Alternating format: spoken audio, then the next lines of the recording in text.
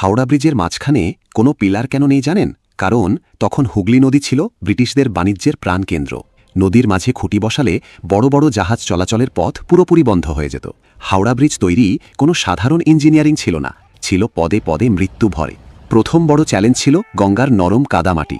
তাই ব্রিজের ভিত শক্ত করতে নদীর নিচে ১০৩ ফুট গভীরে বিশাল কংক্রিটের কাঠামো বা কাইসান বসাতে হয়েছিল। জলের নিচে সেই ঘুটঘুটে অন্ধকার আর মারাত্মক বায়ুচাপে কাজ করতে গিয়ে বহু শ্রমিকের নাক কান দিয়ে রক্ত ছুটে যেত, যাকে বলা হতো কাইসান ডিজিজ। দ্বিতীয় বিপদ আসে আকাশ থেকে। শুরু হয়ে যায় দ্বিতীয় বিশ্বযুদ্ধ। ইংল্যান্ড থেকে স্টিল আসা পুরোপুরি বন্ধ হয়ে যায়। তখন টাটা স্টিল এগিয়ে না এলে এই ব্রিজ তৈরিই হতো না। ১৯৪২ সালের ডিসেম্বরে জাপানি বোমারু বিমান খোদ কলকাতাতেই বোমা ফেলে। স্প্লিন্টার এসে লাগে ব্রিজের গায়েও। এছাড়া গঙ্গার তীব্র জোয়ার ভাটার টান তো ছিলই। কিন্তু ইঞ্জিনিয়াররা নাট বল্টুর বদলে রিভেট বা গজাল বেছে নিলেন কেন? কারণ হাওড়া ব্রিজের ওপর দিয়ে রোজ লাখ লাখ গাড়ি চলে।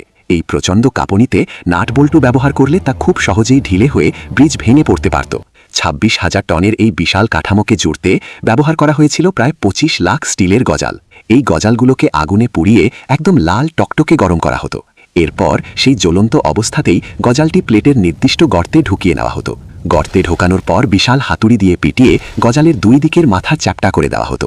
বিজ্ঞানের নিয়মে গরম লোহা যখন ঠান্ডা হতো তখন তা সংকুচিত হয়ে দুটো প্লেটকে এমন রাক্ষসে কামড়ে চেপে ধরত, যা আর কোনো দিন খোলা সম্ভব নয়। কিন্তু কোনো বাধাই এই নির্মাণকে থামাতে পারেনি।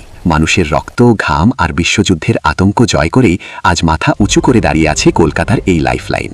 এরকম আরও তথ্যবহুল ভিডিও পেতে ভিডিওটিতে একটি লাইক দিন এবং চ্যানেলটি সাবস্ক্রাইব করে আমাদের সাথেই থাকুন।